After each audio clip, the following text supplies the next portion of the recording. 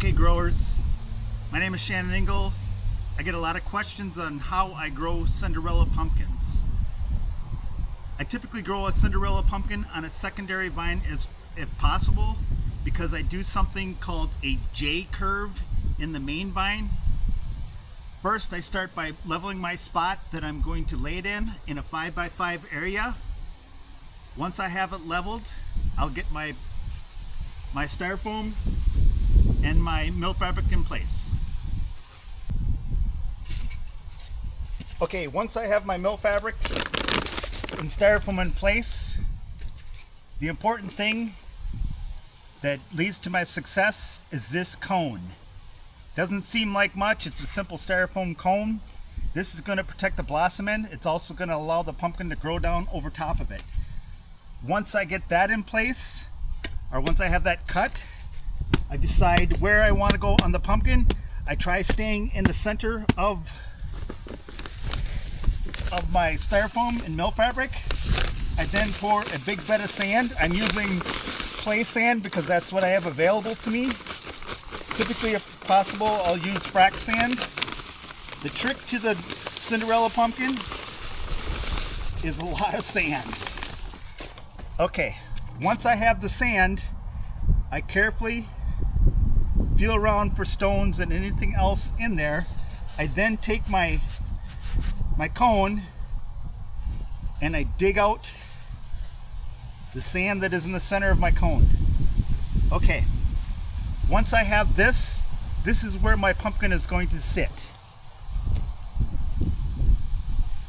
Now, I got my pumpkin on my secondary vine over here. This is where it gets kind of sketchy. I go and I cut my vine,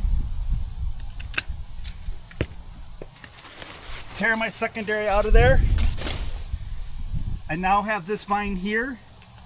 I am going to cut all these leaves,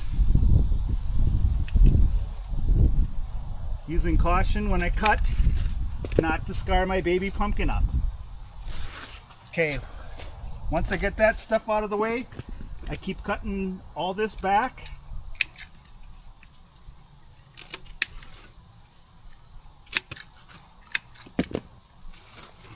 And I keep cutting until I have most of the leaves gone up to the center of my board that I'm going to be laying it on. Okay, now the hard part, the easy part. We pick this up and we cut any rooting that's already occurred. We cut those roots, because that's going to make our slack that we need later. We don't need these roots holding this vine down. We want this vine to be nice and slack. Okay, pretty easy. Oh, we got one more hanging on down here. Hang on. Okay, now once we get it to this point, this pumpkin is approximately 5 days old. It looks like it's taken. I now take and I simply just put it on top. Okay, so now I take my patch chair and I put it over top of my cone. I then take my vine, carefully lifting it up, not to scar it in any way.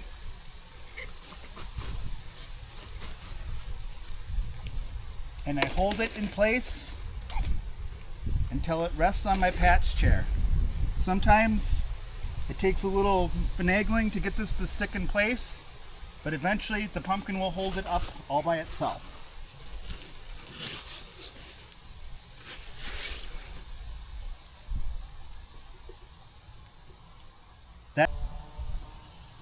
Okay, some people want to know how I keep my vine in place. Some people use ropes, whatever. Again, I use my patch chair. I have this simple little broken in half brick that is shaped kind of like a V. I simply place that on top of here on my chair. This holds this vine in place and keeps that up and down The big trick of making a Cinderella is making sure your stem stays straight up, your blossom is straight down. It's opposite of what you do for a normal giant pumpkin.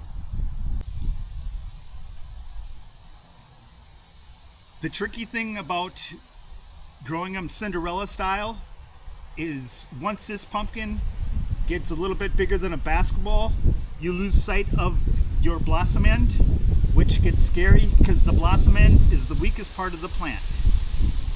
The only thing you can do is keep your bed of sand going. Make sure that pumpkin has a nice spot to spread down.